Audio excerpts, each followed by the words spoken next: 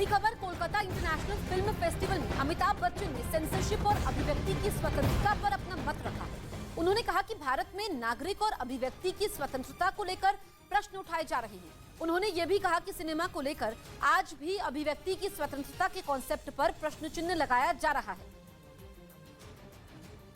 And I'm sure my colleagues on stage will agree, questions are being raised on civil liberties and freedom of expression. इधर France से आखिरी Rafale विमान भी भारत आ गया। भारत और France के बीच 36 रफाल विमानों का सौदा हुआ था, जो आखिरी रफाल विमान के भारत आने पर पूरा हो गया। फ्रांस और भारत के बीच 2016 में 36 रफाल लड़ाकू विमानों की डील हुई थी, जिसके तहत 36वां रफाल विमान भारत पहुंचा, जिससे वायुसेना की ताकत में एक बार फिर इजाफा हो गया।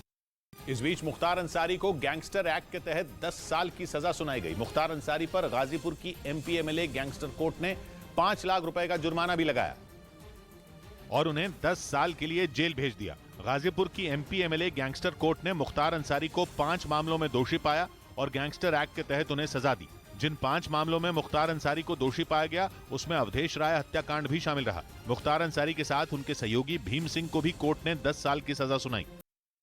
कोर्ट पर भीड़ कम करने के लिए हुई अहम बैठक में कई फैसले लिए गए। ये बैठक केंद्रीय गृह सचिव अजय कुमार भल्ला की अध्यक्षता में हुई, जिसमें IB, CISF और नागरिक उड्डयन मंत्रालय के अधिकारी मौजूद रहे। करीब 1.5 घंटे चली बैठक में एयरपोर्ट पर सामान की जांच करने वाली मशीनों की संख्या बढ़ाने समेत कई अहम फैसले लिए गए। कुछ दिनों पहले ही नागरिक उड्डयन मंत्री ज्योतिरादित्य सिंधिया ने दिल्ली एयरपोर्ट का दौरा किया था, जहां उन्होंने यात्रियों की सुविधा के लिए हर संभव कदम उठाने का भरोसा दिया था।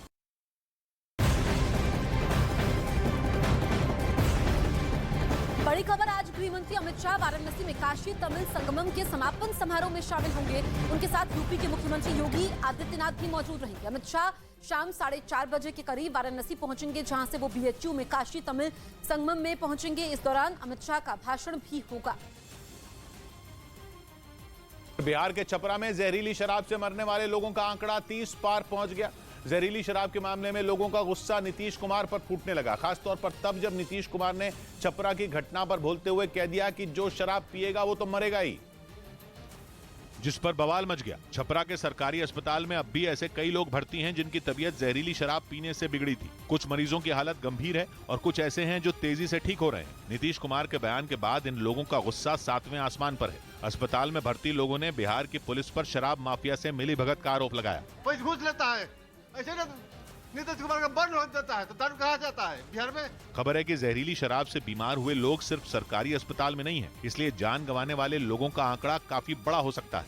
गांव और आसपास के रहने वाले लोग हैं, उनके मुताबिक कई ऐसे लोग हैं जिनका विभिन्न अस्पतालों में इलाज चल रहा है। लेकिन इतनी बड़ी संख्या में लोगों की मौत पर नीतीश कुमार ने एक विवादास्पद बयान दे दिया।